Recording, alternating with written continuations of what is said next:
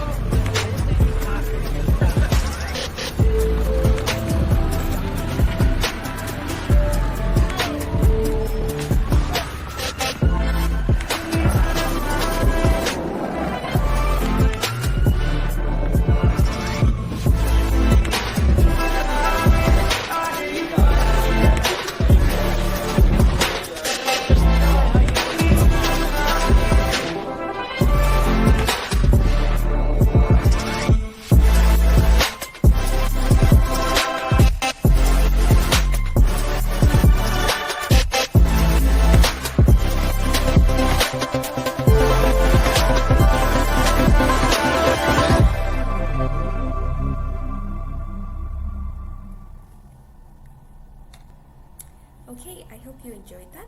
As you can see, the brand is trying to communicate both with past and new consumers, both through nostalgia and also a sort of treasure hunt. So for us as the viewers, we're given the challenge of finding as many posters as possible.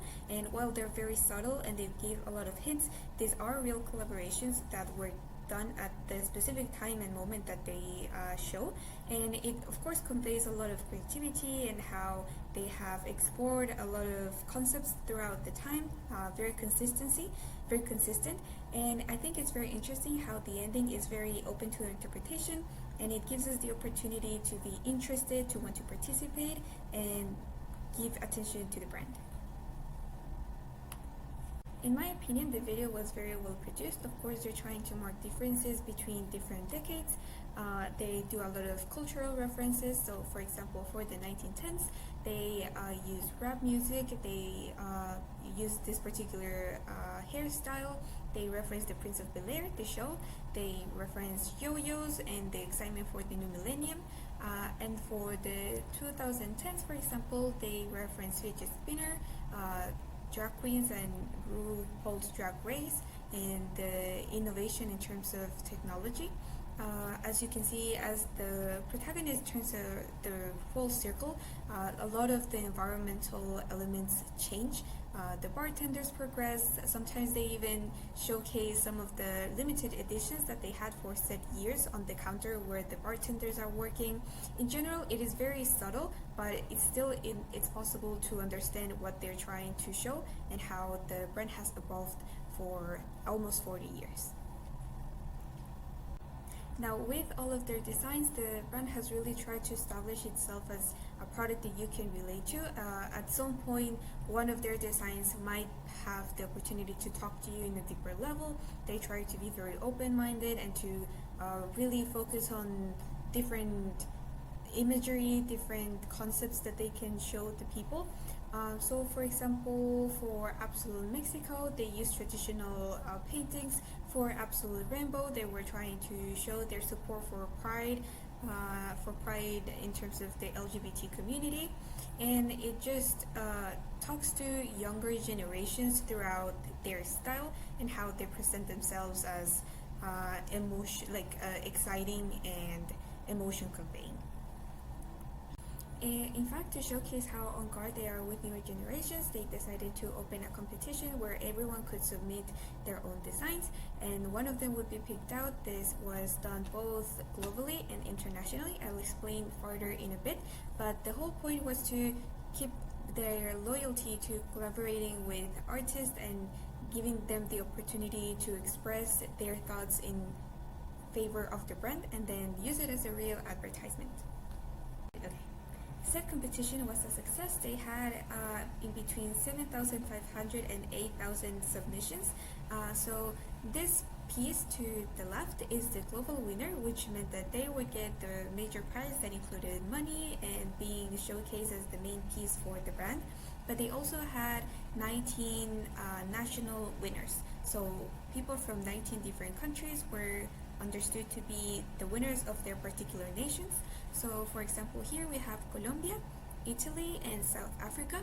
These were all posted also in social media. They got a really good response from the audience. To go into further detail, here I have a few posts that they have on their official international Instagram page, and as you can see, the post regarding the competition had a lot more likes and comments and general interaction with the audience in comparison to those that didn't. It was good to establish themselves in Instagram and to keep the public interested in their content and in their new creations, their future projects. So overall, it was very successful in terms of marketing in platforms, in social media platforms. However, even though the campaign did very well at capturing people's attention in terms of sales, it didn't do as well. And even though this was not one of their main objectives, I think it is still important to mention. For the most part, of course, that was not what it was intended to. It was mostly to present themselves to newer generations and to create a top of mind. but also they received some backlash from said new customers because they didn't agree with some of the procedures that they had taken. So, for example, the Absolute Rainbow that was meant to show support to the LGBT community was mostly taken as the brand being very popular and actually taking advantage of said community and making profit out of their narrative. So in terms of what people identify as and how they feel about a brand using it to code their labels, there were some people who didn't agree with it. And also, of course, it was done 2018 to 2019, the promotion period, but then the time where the results were supposed to come in was mostly during almost 2020, and we all know that the pandemic started through this year, so the sales decreased and people's mind were focused on different things. So those are some of the main issues that the brand had to face after the release of the campaign. First of all, I think that the campaign was successful. I think it was very strong in terms of concept and logistics and how it was managed through time. However, I think that because it was set into different moments, like it had different segments, sometimes the time that it took for one segment to get into the other could have taken some of the public's interest away.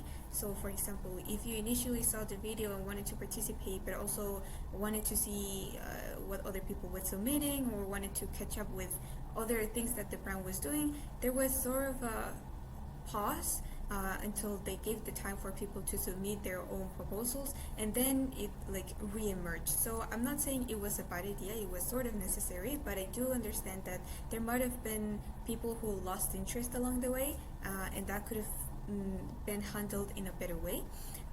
Overall, I think that the brand should really stay strong with the concepts that they're already managing, with what they know works. So once again, staying innovative, staying creative, staying artistic, making collaborations, redo the concept that they're already done. Sometimes they're very ambiguous with the absolute concept that they manage, but it really captures my attention. For example, I'm always wanting to see how they're going to show the shape of a bottle into different ways, and managing different ideas is something that is kind of infinite, because everyone has different perspectives and can manage it in a different way. So I think they should stay loyal to it, and in future, if they want to capture more audiences, I think it would be good to make collaboration with other brands in terms that they can help the Absolut Vodka brand introduce themselves to audiences that they didn't expect could work.